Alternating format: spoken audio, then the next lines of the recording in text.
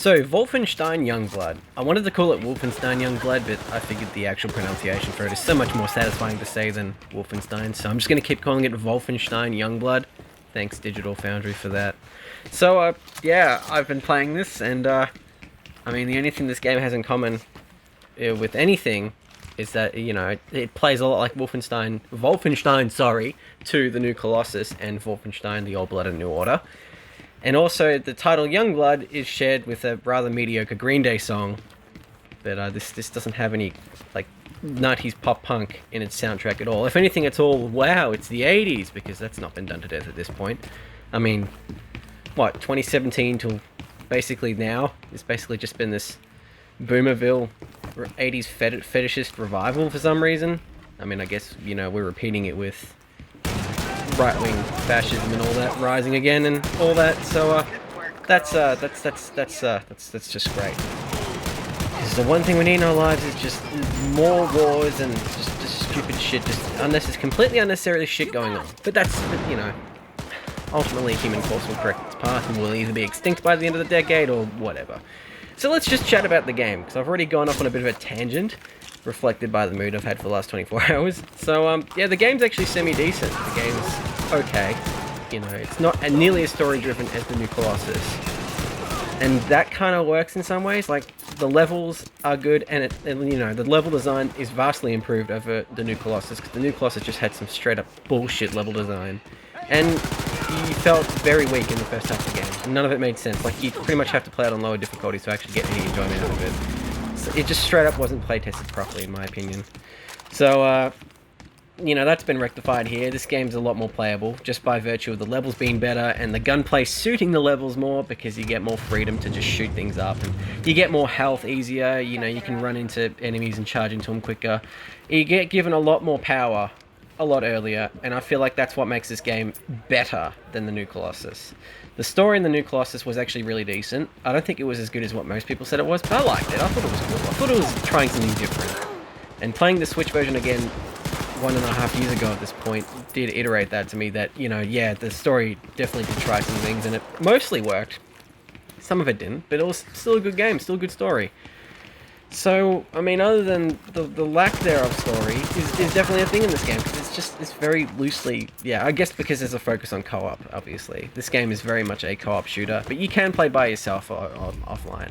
Why am I reiterating what people have already said like 6 months ago? I don't know. It's because I've actually finally given this game a proper shot.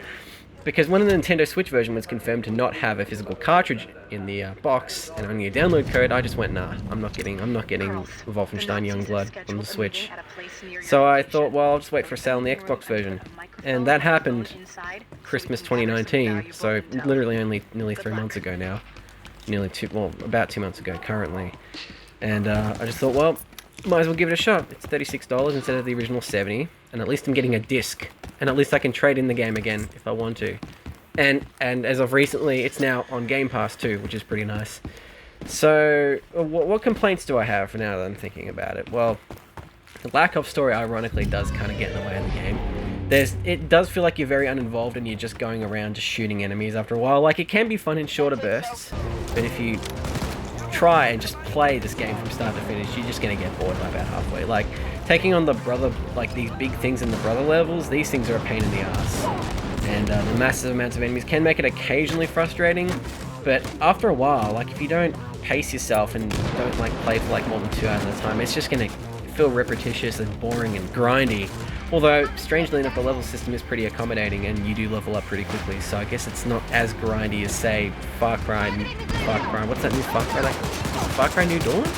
That came out last year. I've completely forgotten what Far Cry it was, but I'm pretty sure it was Far Cry New Dawn. And that, you know, that was, I haven't played that.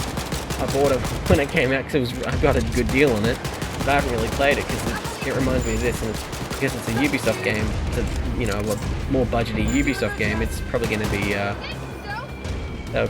bit worse than this. But I gotta say, given that this is a co-op shooter, the focus on, well, the ability to be able to play the game single player with almost no problems is actually quite nice. Like, I thought that, you know, this game would be heavily reliant on me having co-op. But the AI companion's pretty decent. She does fuck up from time to time, whichever sister you choose as the main character and which one you choose as the companion. they do fuck up from time to time, but generally they're actually quite good at what they do. You know, they shoot enemies and they generally help you, and they generally give you extra health occasionally with the prep system, which I think is pretty neat, and is a pretty good way to alleviate some of the issues that Wolfenstein 2 the New Colossus had, namely, you know, dying way too quickly. So that's, you know, fixed here. So, I mean, really, there's positives, but there's also negatives. I really think that can accurately sum up this game. And the microtransactions are a little odd because the game is not terribly long.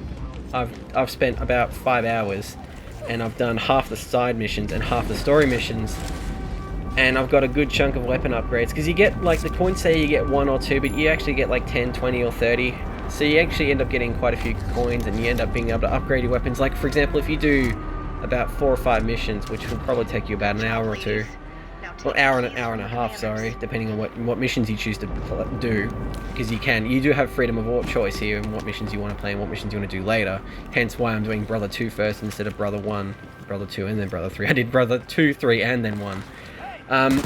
It allows you to just simply, I don't know, it's just strange. The whole, a lot of weird design decisions in this game. I completely got lost on what I was talking about, because I got carried away talking about something else. That's okay, I'll go back through the video later and kick myself in the teeth for forgetting that I could have actually had a good point to talk about in the video. But, that's okay.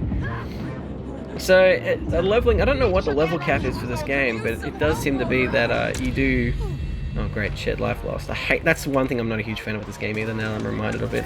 You sometimes get stuff like that with the AI, where the AI just can't get to you and stuff like that, and so you both end up dying and he wastes a shared life, which I don't know what happens when you run out of him.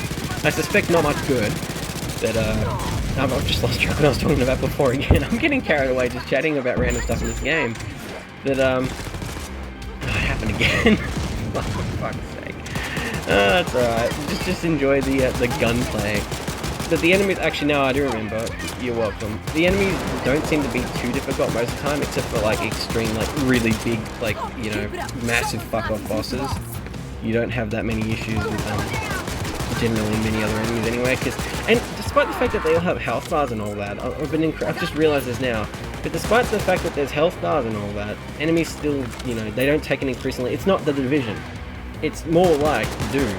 So that's actually a very nice way to balance out having life bars on the characters and the enemies, and, you know, having to like scale your weapons and scale your levels according to what enemies, but the enemies scale to your level anyway, so I don't know why the health bar is there. I think it's just to add a bit of a RPG light element to it or something, I don't know. But there's no damage bars, there's XP bars, but there's no damage. Not much makes sense here, but you know, it works. The game is fun. I can imagine it'd be a lot of fun co-op actually. But the last game okay, that was an interesting case of a bug that I've seen and not completely forgotten about. But yeah, this game would be a lot of fun with a partner, with a friend, or a partner. If you do play your games with your partner, that works out well too. Solo, it's just fun. So I'm really pleasantly surprised overall with how this game has been for me, even though it's a little on the short side. It's better than I thought it was. It's just a bloody shame that the Switch version didn't come with a physical cartridge, because, you know, at least, my biggest complaint with no physical cartridges with the Switch games is that you can't resell them, and it's just a digital code that it's just useless. It's literally useless. There's no point into having these boxes with download codes. It's all it is for retail presents, and if people are saying retail is dying, then why would they even bother to have them there to begin with? But I don't know, I genuinely don't know. It was weird because this game was one of the first to do that, and then the Outer Worlds on the Switch was going to do that, but then they delayed the game because of the coronavirus. Because the dev team doing the port was Chinese, and obviously, you know, health and safety does actually prevail over there, which is, in most cases, which is nice to know. And they're now doing a physical release, which is interesting. And then MotoGP 18 and 19 had physical cartridges on the Switch. I know, because I had MotoGP 18 on the Switch for a little while, but then I ended up trading it in for almost as much as I bought it for. And then MotoGP 20 will come in a download code. And a couple of other games I can think of come in a download code too, which is just really annoying. And I think the only company we can really blame here is Nintendo for going for such a weird route with the proprietary cartridges, going with low storage too, because the 64 gig ones aren't even out yet apparently. They still aren't, even though they were supposed to be. So yeah, that's the end of that rant, and that's the end of the video on Wolfenstein Youngblood. I hope you enjoyed the video. If you liked the video, like and subscribe, whatever, I don't really care. If you've gotten to this point in the video especially, well, yeah, because not many people get to the end of it, thank you. Thank you for watching it, and I shall see you in the next video, whenever that might be. See you later.